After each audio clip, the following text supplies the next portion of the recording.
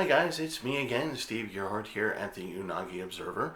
Thank you again for coming by and watching these videos. Again, the more subscribers we get, the closer to monetization we get, the closer to actually spreading out this video so that everyone can enjoy the information and come in and talk about it and discuss and all that good stuff. So today's video is actually from a panel discussion I did. Someone else filmed it. You can see it. I think it was put on the Geek Archaeology at one point. And I'm just throwing this out there just kind of as an experiment. But this will be the last interlude video. And starting next week, we're going to go into, that's right, the season, the 2020 season. Okay, thanks for watching. Again, you don't have to watch this particular video, but if you've seen it before. But if you like it, please like it. And most importantly, please subscribe. That's the best way that we're going to get our message out there. All right, thanks again, and you guys have a great day. Again, my name is Steve Gerhardt. I do a little channel online, YouTube, called the Unagi Observer. Do different reviews and things like that. Talk about cultural stuff, things that interest me. So if you ever get a chance, go on YouTube, check my channel out. I would appreciate it.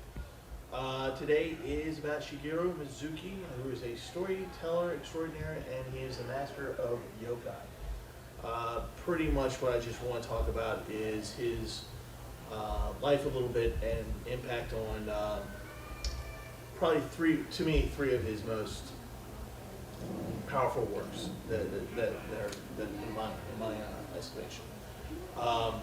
One of the things, make sure I got this in the right direction. This is a contemporary, you might recognize him, Osamu Tezuka, the godfather of manga.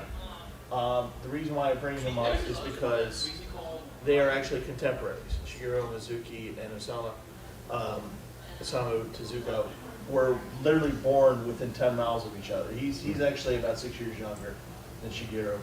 But it's just, I wanted to point out how sometimes in history or in times in creation of things, new things, people tend to somehow be in the same geographical area sometimes. And so these guys were pretty close to each other geographically, and as they moved around in Japan during their careers, they never really strayed that far from each other. I just wanted to bring that up. This is Shigeu Mizuki at age 18. He was born in Osaka itself, March 8, 1922. But he actually lived right outside in a suburb called, I'm going to get this wrong, Sakai Minato. And like I said, he was a kind of a contemporary at that time of Tezuka. And this is him at age 3. And if he looks like a troublemaker, it's because he was. And his real name is actually Shigeu Miura. And he got a nickname called Gekege because when they tried to get him to speak his own name, he couldn't pronounce it. That was the best he could do. And so he later in life just said, "Yep, that's me. That's me," and just took it on as his nickname. And he had in his family life an older and a younger brother. His parents were financially secure. They weren't necessarily poor. They weren't rich. They had stable jobs. You know, his mother stayed at home and did what was expected of Japanese women in the 20s and 30s. You know, take care of the house, cook groceries. If she wanted something to have a little bit of her own money, they were allowed to do little odd jobs here and there, watch the other neighbors' kids, kind of things like that. His father was considered to be an intellectual. He just did a lot of different jobs.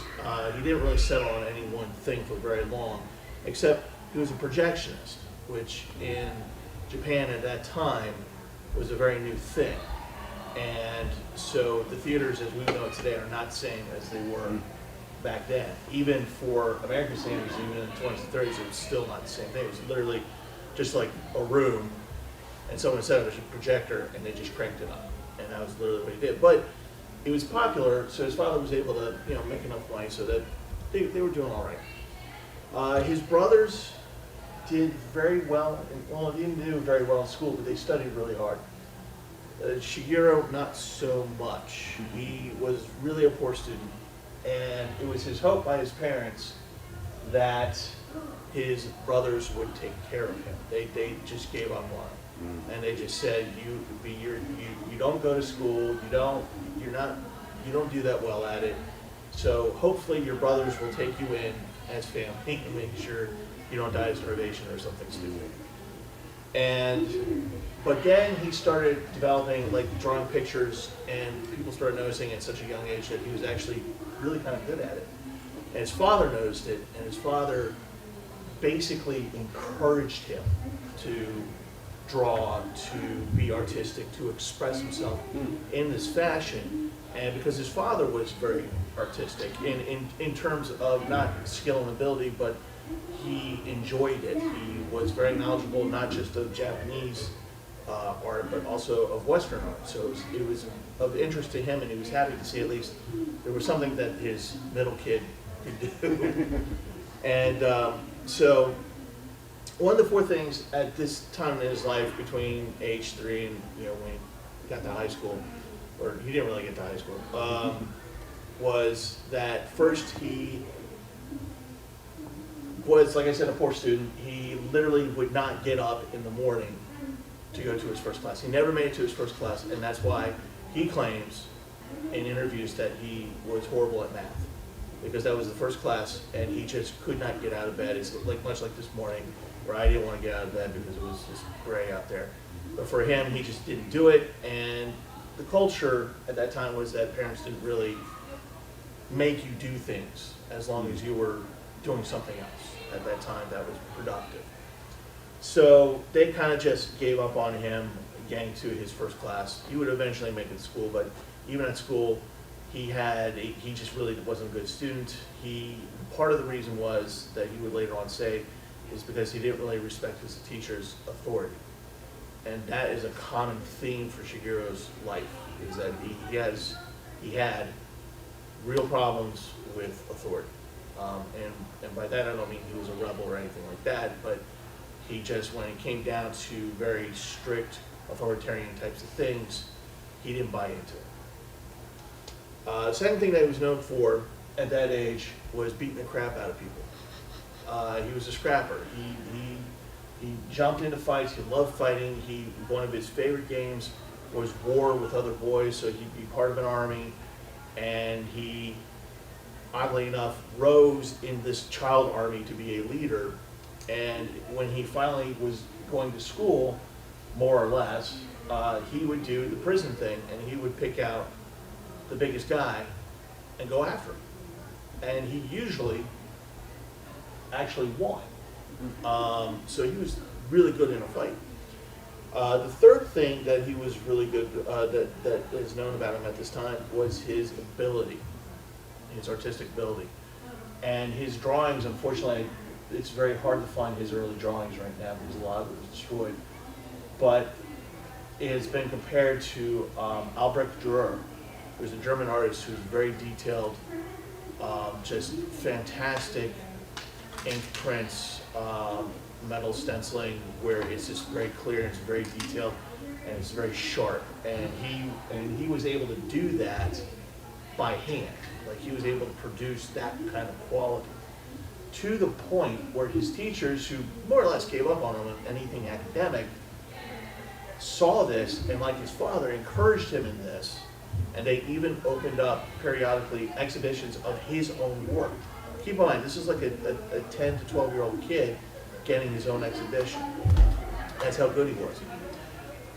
The last thing that he was known for in this time period and throughout the rest of his life was he had an unusually strong stomach and digestive tract. He could eat anything, literally anything, and that actually saved his life at one point later on. But as a kid, he would get hungry, and he would see something that would appeal to him, and he would eat it. There's a story that he used to tell where he said that there was, they played with these wooden balls. There was one particular wooden ball that was gold colored, that was painted gold, and he said, "Wow, that looks kind of good." And so he picked up this wooden ball, and for the next few days just wore it down like a jawbreaker and just ate this wooden ball. So he would eat anything, anything. Now, it was about this time in his life, as he grew a little bit older, from age 3, you know, like around 8 or 9, 10 years old. His parents, the boys were old enough that they could leave the house, but they wanted the house to be taken care of. So they hired this, what we would call a governess or a nanny. And this woman was named Fusa Kajiyama. And the nickname she had was Nanamba. And that is one of the many covers that you can find of this. This is one of the books that I think is really representative of his work. And the reason why this woman is so important is that she's the one who really got him into yokai. Yokai, and I'll explain what that is in a moment. This book was written in, was it 1977, and it's a kind of sort of autobiography of his life at that time. And he even refers to himself in the book, Gege. And it's more or less autobiographical, and it's really about him and his relationship with this woman, Nanamba. So, who was she? Well, we know her name, Fusi Kajiyama, his nanny, and she was also what was called a prayer woman. In the 20s and before, there would be these low-level priests, acolytes of both Buddhism and Shinto, where these people would walk around into a village and offer prayers for the sick, offer to stand over them if a loved one was dying, like an older person was dying, things like that. And it was the hope that if the person was sick, that these prayers would help. And if they were dying, these prayers would help them move on to the next life in a good fashion. So if you're a Buddhist, hopefully that would bring you forward into your next life in a good position. Or if you were Shinto, this would be for the other spirits to help you, guide you on your journey into heaven, or possibly become a spirit yourself. Now, that's more or less what what the priest did. Now, he had an assistant, the prayer woman, who would assist him in this. She was actually more functional of the pair. These women were versed in an apothecary. So they actually knew a few things about herbs, medical lore, and so they were actually kind of useful in that they were able to provide some type of medicine and to help. And they made really good housekeepers as a result. So what would happen is that if the priest died and you had a prayer woman in the neighborhood, it wasn't uncommon for a family to take them in, hire them as a nanny, as for kids, if they had kids, or to take care of the house. And they would still be allowed to go from time to time to other places and help out other families in that sense. Now, the other thing about these prayer women was that they had an extraordinarily large knowledge of the yokai. And so when Shigeu was basically being raised by her, more or less, she would tell him all these stories about yokai, all about these demons, divine entities, all these kinds of things, partially to explain the world to him. What does death mean? And that's one of the things about Nanamba, is that it explores how he learns about death, how he learns about life, how he learns about love, how he learns how to go through life, when it's time to fight, when it's not time.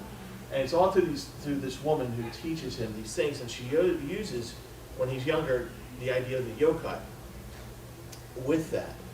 And so the yokai are basically, in Japan, if you were to take all the divine beings, spirits, gods, everything, if you were to do a compendium of them, you would have around 7 to 8 million different kinds of beings. The yokai are pretty much on the lower end of that. They're very minor beings, and quite frankly, they are, like, for people like Nanaba, if they're dealing with someone difficult like Shigeu, they'd be like, in this instance, she's telling him, come on, you gotta keep moving, you gotta keep walking, you can't lollygag, or else this guy's gonna get you. Well, who is this guy? So she makes up a story about who this demon is and how he gets you and how you avoid being gotten by him. The thing is that while there are stories like that, there are people who actually believe that there are yokai, actual yokai, and these are really minor mystical beings. They could be anywhere from like something like this to, oh, there's a water stain on the wall. So the yokai of this wall, just this wall, is upset with you, and that's why there's this water stain. So it's to help explain the unexplainable. And because she had such good knowledge of this, and there's such amazing knowledge of this, he was always enthralled by these stories, and he really bought into it. And later in life, he even said that there are, while most of it are stories, he firmly believed that yokai were real, that there was some level of realism to this. And so what he did, because he enjoyed these stories so much, is he started drawing them. And then he would show them to Nanaba, and Nanaba would look at him and go, oh yes, this is exactly what I think this yokai should look like. That's exactly right. And then he went forward from just drawing a picture of what she described to actually making stories. So she was a huge influence early on for him to do things like comics, manga, Kashiban, things like that, which we'll talk about a little bit later. So it was based on these experiences that he can't, again, this is another one of many covers that you can find, that he finally wrote Nanaba in 1977. And it was actually in response to an essay when someone said, why do you have such interest in yokai? And he brought up Nanaba. And he got the idea from that essay, well, why don't I just go ahead and draw this and make this a book so people can understand. And that's what he did. And it was pretty popular. Only a mangaka. Well, What's that? Only a mangaka. You ask the question, I'll just draw a whole novel about it. Right.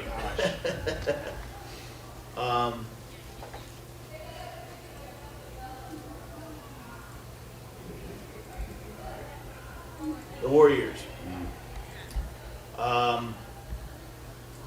So Shigeu grew up in the 20s and 30s.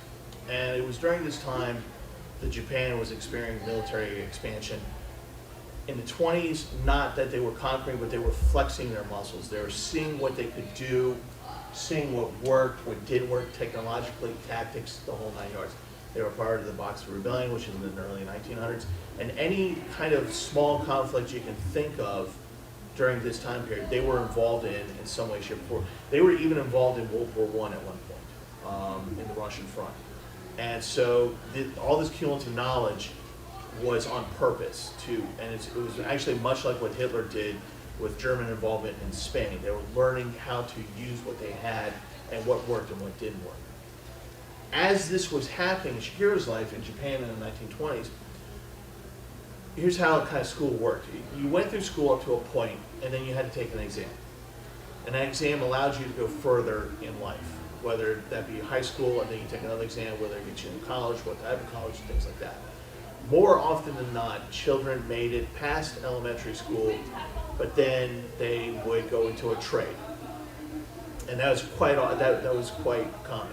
You go into whatever trade your parents did, or whether your uncle did, you were shipped off somewhere, whatever. If you did not have a trade to go to, which was a lot of kids, they were very young, we're talking 17, 18 years old, they would go into the army. They would go into the military, and they would start experiencing the military at this time. Shigeu never did that. He never went into the army. That was not his thing, because he was, quite frankly, lazy. He really didn't do well in school because he didn't like the authority. He didn't like doing the work, and he had jobs, but he didn't really come through with them because he didn't want to work. So the army was the last thing he was going to do. Then, unfortunately, World War II happened,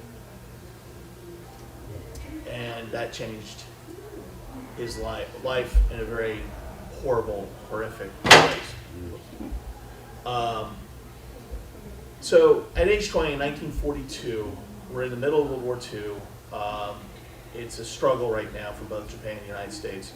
And Shigeu is finally drafted into the Army at age 20. By the way, that's his father next to him. And to give you an idea of what Army life in Japan was like, the Japanese Army, it was miserable. Think Arlie Emery from Full Metal Jacket when he's screaming at guys. Multiply that times 100 with physical abuse, and that's an average day in the Japanese Army at this time. And the worst of them were, of course, the non-commissioned officers, which were the corporals, and more horrifically, the sergeants. These guys, you could just be standing there, you could be perfect, doing everything perfect, and they would come up and just slap you. No reason. Just to make sure that you knew what your place was, where you were in this world. And Shigeu, being Shigeu, didn't like it. And he wasn't and much like being a poor student, being a poor worker, he was a poor military man. So what they did is they said finally, they gave up on him, and they said, here's a bugle, you get to be a trumpeter. And what that meant at that time in the home islands of Japan was that you were literally, whatever base you're stationed at, if you had to do on the hour, do the bugle. Or if a dignitary was coming, you'd have to run over and do the bugle. If you had to do he's always running around and blowing into his bugle. And he hated it because he was running around having to blow his bugle. So he really didn't like it. So he went to his officer and said, I would like to transfer. And the officer said, yes, of course, we will transfer you. North or south? This is how the story goes. North or south? Shigeu goes, well, kind of like it where it's warm. I don't like the cold. So I'll go south. Like, all right, south you go. To Papua New Guinea, which is the front line of the fighting with the Australians and the Americans. So he just made a really bad choice, and not that he had a really good choice, but he just made his life worse by doing the one thing he did not want to do. And this is where it gets serious for him. When he died, his daughter, when Shigeu died in 2015, his daughter went through his belongings and they found this manuscript. It was about 38 pages long. No one knew about it, no one knew he had it, no one knew what was in it, and she read it. And so I'm going to read, it's not this page, this is the actual manuscript, but I'm going to read this and it's going to give you an idea of where Shigeu was in 1942, just as he was about to be transferred to the front lines. And this is a quote from it. 50 to 100,000 men are dying in this war every day. At what point are the arts? At what point is religion? We aren't even permitted to contemplate these things. To be a painter, a philosopher, or a scholar of letters, all that is needed are laborers. This is an age painted with earth tones of graveyards. An age of buried humanity where people are just lumps under the earth. I sometimes think being alive at this time is the only thing worse than death. Everything of worth has been discarded. Where it remains is violence, political authority. That's what kills us. I have no more capacity for tears. My only relief is to lose myself in music and painting. I turn pale at the thought of war, but that's how I win. October 6, 1942. He's a fun-loving guy. Everyone likes being around him. He hates this. This is the most terrible thing in his life. And he's about to embark on the most terrible thing in his life, which is war. He's convinced that he is going to die. He does not want to die. And because the worst of it, which this passage is reminiscent of, is that this war is not worth it. This should not be happening. We should not be dying for this. And the only comfort that I have, the only thing I can rely on, is the art that I draw, the things that I can look at and enjoy, and hold in my head as I feel that I'm going on to my death. He really believed that he was dead. These manuscripts said, I'm going to die. I'm not coming back home. and this is his despair. And so when he gets to Papua New Guinea, he's pretty much right, except for the death part. He doesn't die, obviously. But this is from Onwards Towards Our Noble Death. And it's just, fortunately for him, his unit does not come into that much contact with Allied forces. He does a lot of patrols, they march around a lot, but the contact is very limited. As a matter of fact, he only talks about 2 instances. And one of the instances is that a Allied patrol, we think it was American, spotted his unit and came up behind them and slaughtered everyone but him. So all his friends are dead. So everyone he came with are dead, they're gone. He's lost. So he goes back, he's reassigned to another unit, they stay there, of course do the same thing, patrols, and he contracts malaria. And he's in the hospital, and malaria is a disease that is really third world at this point. We don't really have to worry about it that much. Back then in the 40s, no matter who you were in the world, malaria was a big deal. That's something you died from. So malaria, he's got malaria, he's laying in the hospital, he's wasting away, he's got the high fevers, everything that's going on, misery, and he's basically dying.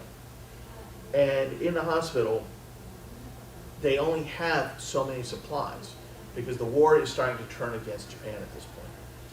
And so they're limited in their supplies. They're looking at Shigeu, the doctors are looking at him, and they say, he is a lost cause. We need to save our food and our medicine for those who are going to eat, who are going to try to live.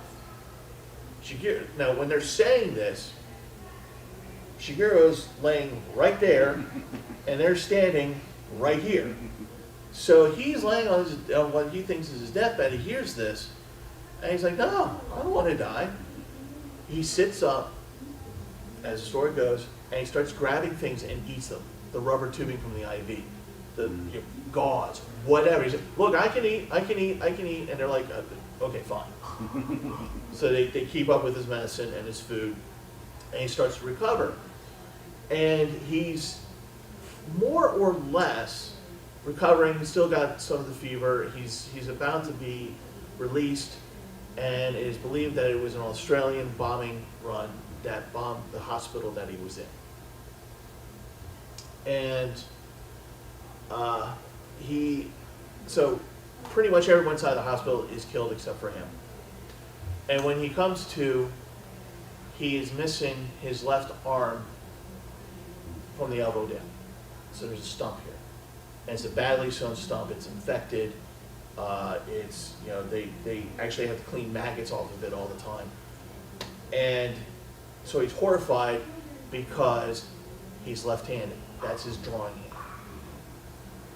So he's been an artist his entire life. This is his thing. This is what gives him comfort. He can no longer do it. His arm is gone. And so and of course he's the sole survivor practically the sole survivor of this bombing. So he is wandering around Papua New Guinea, literally, and he comes across this tribe called the Teloi, where he befriends them, and the story he says is that he just walked in and started eating everything, and a family adopted him. That actually sounds right, honestly. But he goes in there, they adopt him to kind of help him out a little bit, regain hope and those kinds of things. And he decides right then and there, he's going to stay here. He's never going back to Japan. He can't go back to Japan. He doesn't want to face his family. He doesn't want to face the people back there, because I'll explain that in a minute why. And he's finding comfort here. They're allowing him to be him. And he is even offered citizenship at one point through marriage. So they're about to allow him to say, hey, we like you too. We want you to stay. So he's feeling, for the first time in a long time, a sense of purpose, love, connection. The doctor comes up to him and says, don't be an idiot. You have to go back to Japan.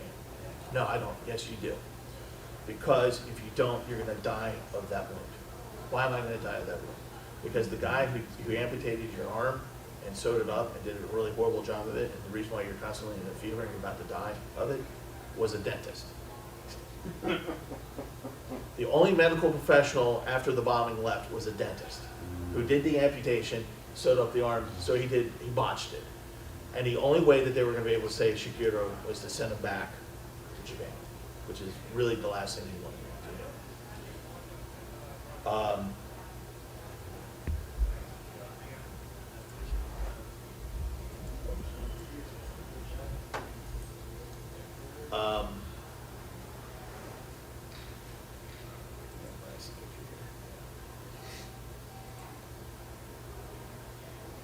Get the guitar in a moment. So, anyway, I'll stand up and show you this book. So this is the book that he wrote in '73. It's called Onward Towards Our Noble Deaths. Much like Nan and Ba, this is more or less autobiographical. It has a different ending than his. I'll just leave it at that. But it talks about everything that I just talked about. So this is one of his works that got him a lot of awards and kind of put him on the map, more or less. And if you ever want, I know you mentioned this in some of your panels, Great with the Fireflies, which is a huge pacifist film. This is a pacifist book. I cannot tell you enough that you should go out to your library, like I did, that Pratt Library, get this book, and just give yourself time and look at every frame, look at every panel, and enjoy it. Because you're going to see elements not only of the story, the pacifism, but you're going to see his ability in there. Because there's going to be parts of it where it's cartoonish, like I was showing you on the picture up here. But then you have amazingly detailed jungle scenes where at first you look at it and you're like, wow, this is a really great scene. Then you look closer and you go, wow, I can actually see the veins on those leaves. And keep in mind that this is after retraining his right arm to do what his left arm used to do. So, definitely. Take a look at that. Now,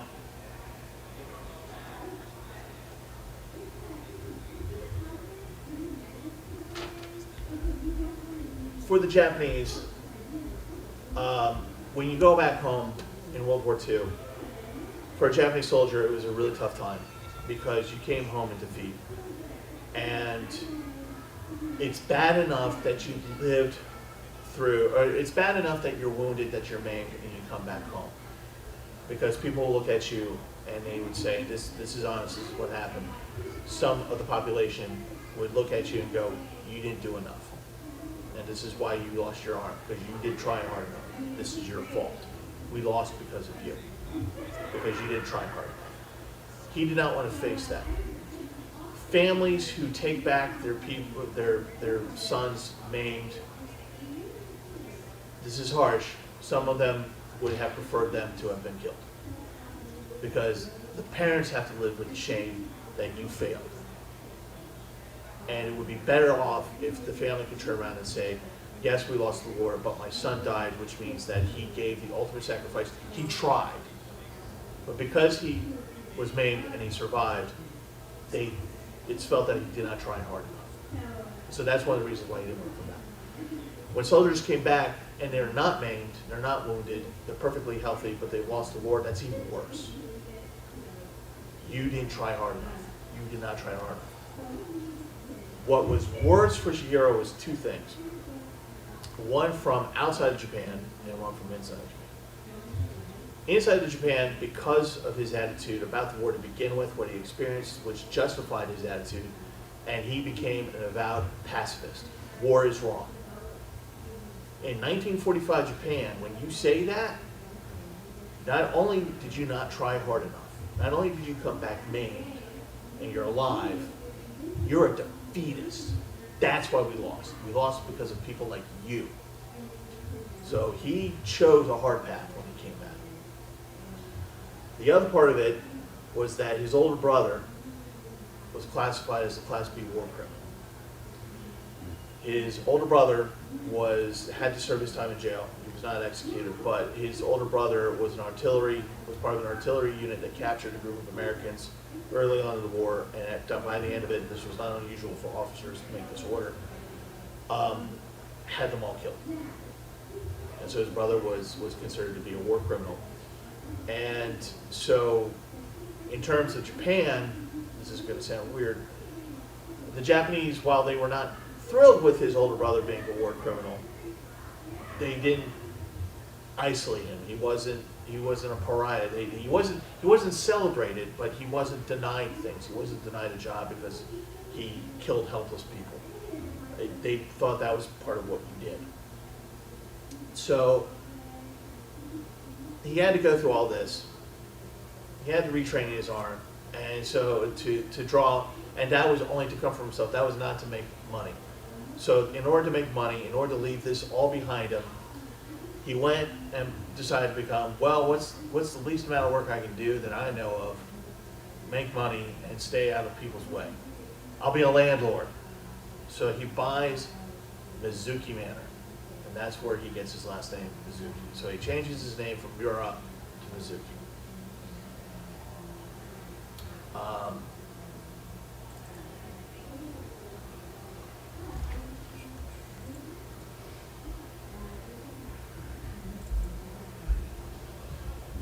Okay. Bring that picture up. Yeah. There it is. Empty sleeve. Right there. This was taken about the time that he actually started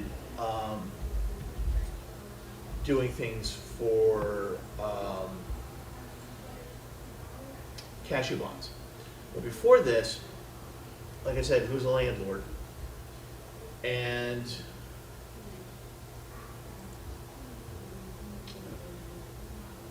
to supplement his income, because that wasn't enough, he did art for things called, I think I'm going to be saying this incorrectly, kamishibai. Now, kamishibai, these guys have been doing this for years, for centuries, and they're entertainers. And what they do is they walk around and they have these little tiny, like theaters right here. And what they do is they find a corner that they see a lot of people walking by. They put down a bowl and they wait for parents to come by and with their kids, or maybe even adults, and they start throwing coins in there. And once he feels that he has enough, he starts to tell a story. And so as he's telling this story, in a very energetic fashion, you can see this guy, he changes out the pictures as he's going along with the story.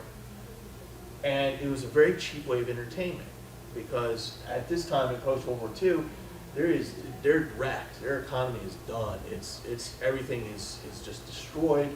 There's not a whole lot of resources to, like movies. Only the rich can afford movies. You can't really. There was really no manga at that time. So this is kind of the best form of television. Forget about it. Way out of anybody's price range. So when you're a parent and you're walking down the street and you see this, this is 30 to 60 minutes worth of nap time for you, so you can just bring your kids, sit them down, and have a story be told to them. So Shigeu Mizuki started, after he rehabbed his right hand, started drawing these picture cards as supplementary income. And as he did that, he got better and he got better and he got better. But as time went on, he would actually get married and have kids. So even though he was doing the kamishibai work, and even though he was a landlord, he had kids now, and he has a wife, and he needs more money. So finally, he goes into the practice of the kashiban. What is a kashiban? Kashiban, again, there was no real manga at that time in terms of what we know it today, where you could just go in and buy books or magazines that showed a serial story of manga. So what you had to do is you actually had to go to these places that were kind of like a library, but you had to pay for it. So you go in and you see the book that you want to read, the comic that you want to read, and you would pay for it. So like a week's worth would equal however much it was. So you put your money down and you took the book, and if you were late with it, of course there were late fees, just like renting a video back at Blockbuster back in the day. And so that's what he did for a very long time. Now, the publishers of these books, the way it worked was that the publisher would pay you a single fee to write and draw the book. They would go to the kashibans because they were limited in amount of paper they could use, so that's why they only printed so many. And so each of these stores would get 1 or 2 copies, and the publisher would make royalties off of that, and the Kashibans would make their money right off the bat from the kids or the adults coming to rent the books. So who gets the short thrift? As usual, is the artist, just like today. They get the short end of the stick. They don't get paid that much, even though they're ones that is actually creating the business for it. But this was important because as he's doing this, this is actually they actually exist today, which I was surprised at. There's not many of them, but this is kind of what they look like. So see this guy? So this is a Kashiban right here. And this is the first iteration of Kitaro, or the Graveyard. So what had happened was that Shigeru's publisher went on vacation and went to a place where they say, "Oh, the spirits of this spa will help you rejuvenate." And so he got onto his yokai kick, explored it, got really into it, looked at various historical books about it, and he saw this one legend, Kitaro of the Graveyard, that nobody had rights to. So he came back and he said to Shigeu, do this because nobody has rights to it. It's an amazing story. I love this yokai stuff. The kids are going to love it. Do it, write it, draw it, go for it. And so he does, and this is what he comes up with, and it fails miserably. Nobody wants that. No kid wants to read that. I mean, look at it. It's just, that's just almost horrific. Now, Kitaro of the Graveyard is, sorry, I keep it here. Kitaro of the Graveyard is based on an actual legend that's very popular, not popular, but very well known in Japan. And it's called Ubeme. And what it is, it's a legend of dead mothers giving birth to live babies. There are supposed to be true stories of a woman dying, pregnant woman dying. They bury her, and then they hear crying in the graveyard. They come back, and they find that a baby has been born from the dead mother, supposedly. Don't know if that's true or not. But the legends then grow on to being that the baby is rescued from the grave, but there's this spirit of the mother that keeps coming back, and this child grows up periodically finding candy or a yen or something next to their bed, or when they wake up at their desk or whatever, there's something there that their mother is looking out after them. So Kitaro of the Graveyard was based on this. And even though the Kashiban didn't work and he was struggling, that's when manga boomed. This was at the very beginning of Japan's economic turnaround. So more resources are available, so they can actually do more paper, they can actually make magazines, they can make manga. And so he tries it again, Kitaro of the Graveyard, because he actually loves the story of it and thinks he can do a lot with it. And he created it as a manga, and it failed. Nobody liked it.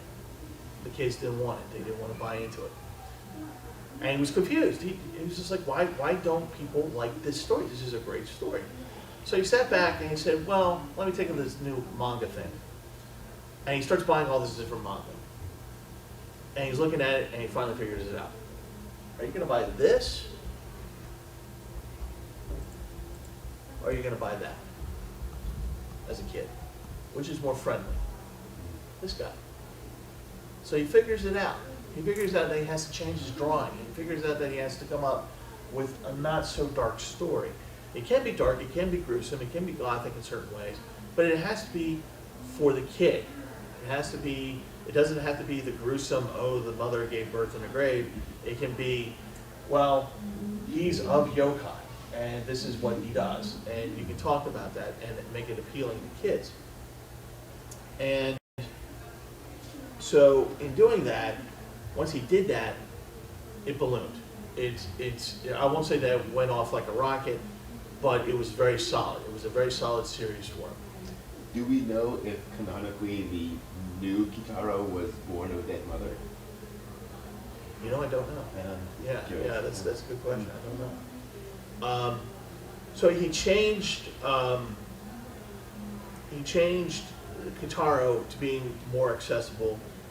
He's a powerful yokai. A lot of yokai are not anti-human, but they like to play tricks on humans like gremlins and things like that. So instead, what he did is he said, well, Kitaro is a person that wants to build bridges between two worlds, between the yokai and men. And so he wants to do good deeds, and he wants to try and get his fellow yokai to be better spirits.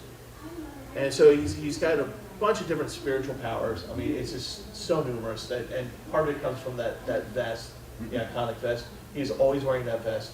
He is the last member of what's called the Ghost Tribe.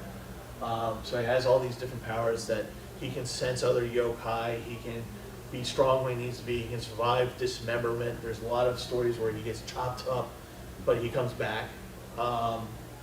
And the story, they changed the Ubemi story to the fact that instead of being so graphic about being born in a graveyard and crawling out of a hole, they do a story of where his parents are yokai, and the mother's giving birth, but they're both sick with this disease, unknown disease that only affects yokai.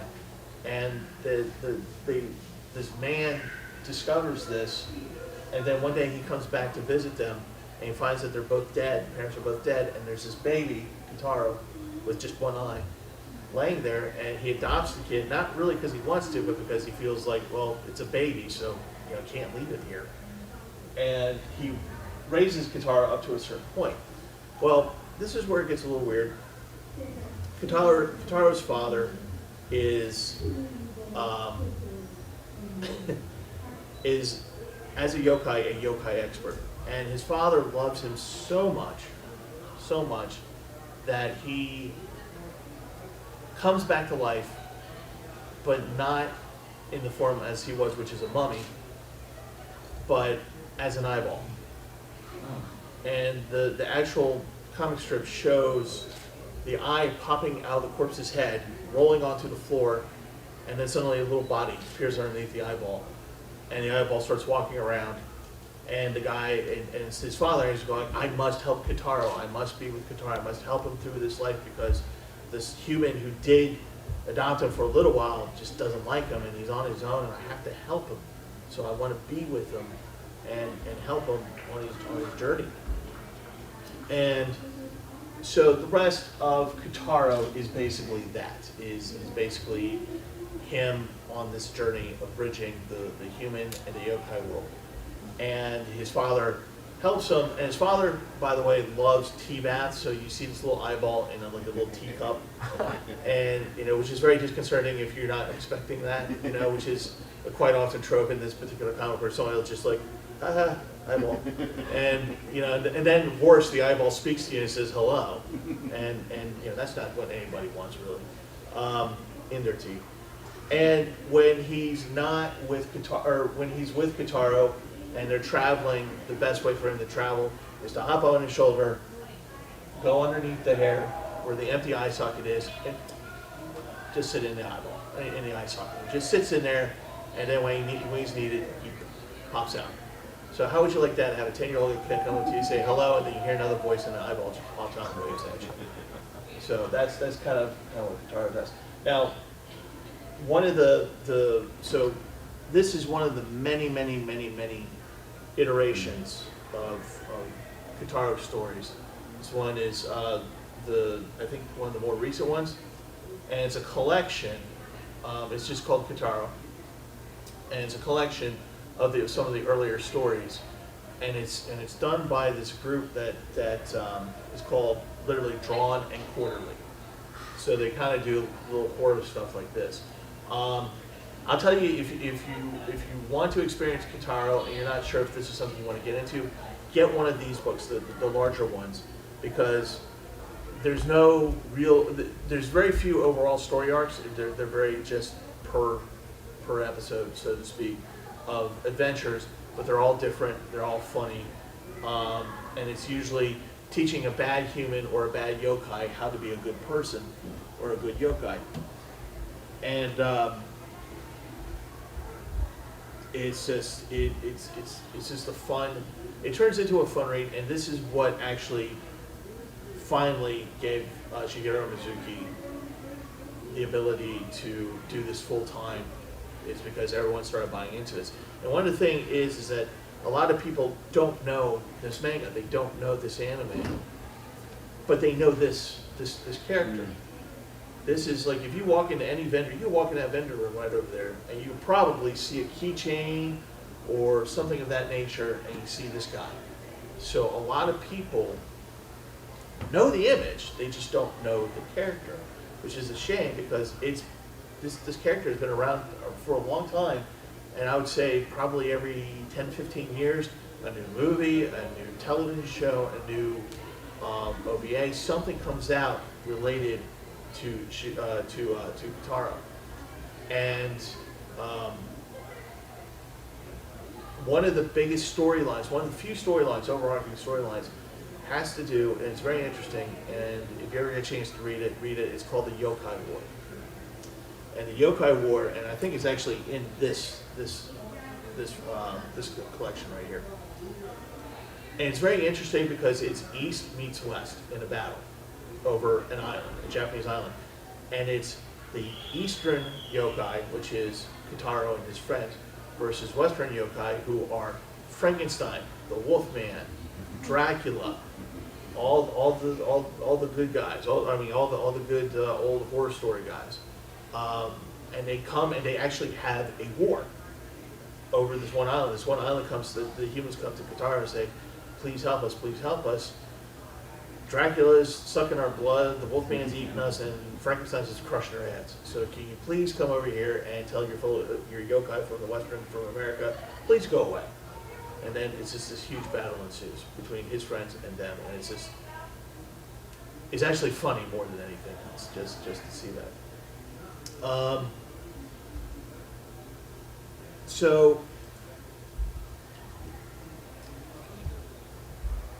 And again, this kind of comes into play where here in America we don't know Shigeru Mizuki that well. We don't know his work that well. At best, we're familiar with this image, but we really don't know it. In Japan, totally different. Totally different. There are entire streets named after his characters, after him. There are entire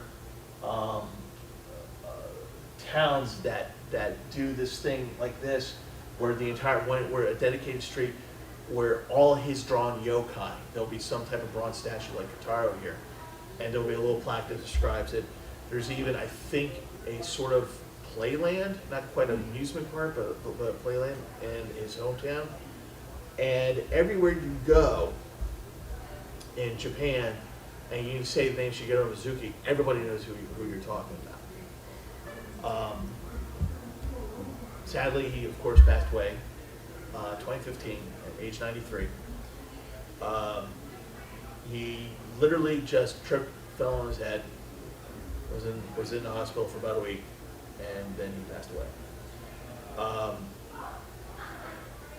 Which is an odd way, I think, or a fitting way almost, way for a person to die of his life, a person who lived his life that way. He was very much throughout his life very anti-authoritarian, very against military. He was totally a pacifist. He made fun of it whenever possible. Whenever politicians started getting, as one writer put it, whenever a politician started getting out of hand, he would actually start waving his stump as if it was a finger pointing, accusing him, saying, hey, this is what you want? Because you'll get it if that's what you want. And so he was very upfront. He's always been described. He's always been energetic. That's one of the things that people love about him, is that he's always been forward with what his thinking was, his philosophy. He put it into his artwork. He put it into the essays that he wrote, and he did this wonderful, for many, many decades, circuit of storytelling where he would literally just be asked to come into a room, have a picture, and then he would just tell a story for the next hour and a half. And people would be completely engrossed with what he was saying. There was always a lesson to it, but it was not you were not beaten over the head with it. And it got to the point where the nation, he won many awards. He won the Eisner Award for his work. He was given the Order of the Rising Sun for advancing Japanese art outside of Japan, which is kind of a big deal when you stop and think about it. And he is named a person of cultural merit in Japan, which basically means that he was a living treasure. Like the government said, you are an important resource to us.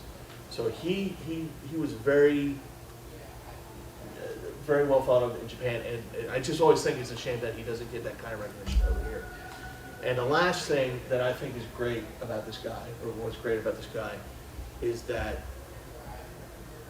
hamburgers and French fries. He's all about it. All about it. Like you can find him anywhere. He'd be wherever he is in the world, he'll find a hamburger joint and eat French fries and hamburgers. And that's just kind of because he ate everything. So that is basically Shigeu Mizuki in a nutshell. Anybody got any questions or comments? Yeah. I was interested because you went into some of his history works, but you didn't go into Showa, which I think No, is we were just talking about this before I started panel. I'm only into I've only read the first one. Oh, okay. Showa, just so you know what he's talking about. One of the other things that Shigeu Mizuki did was he writes these fantastic historical pieces, and as a manga, and it's not really so much a fictional story, but it's about Japan and it's about Showa, and Showa is a very good one. Yeah, it's a history. It's a history of the Showa period. Right. He Yeah. was born at the beginning of, and Right. it's both the history of the period and his own autobiography. Right. And it might be the definitive history of the period. Yeah, it's very, like I said, I'm only on the first book, but it's so far I'm really enjoying it, and check that one out. He also did he did a biography on Hitler, a manga on Hitler, not of course as a celebration because he's against that, but he thought that Hitler was such an interesting person, and he wanted to show how easy it is to get sucked into that world, because that's the world that he didn't buy into when he was younger and Japan started their way to conquest through Asia.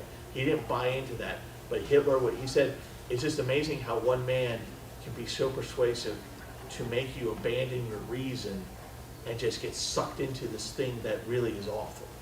And there's a great part in Showa where he goes into the build-up in Japan into World War II and how they got sucked into that and the imperialism and all that stuff. Any other questions? Comments? All good? All right, well, thank you. Thank you. What's your website? What's that? What's your website? My YouTube channel is the Unagi Observer. Please check me. Please check me out. Please check my video out, my channel out. What I do is I do talk about stuff like this. I do occasional anime reviews, but it's more about culture and impact of art and things like that in history. So thanks again. Thank you very much.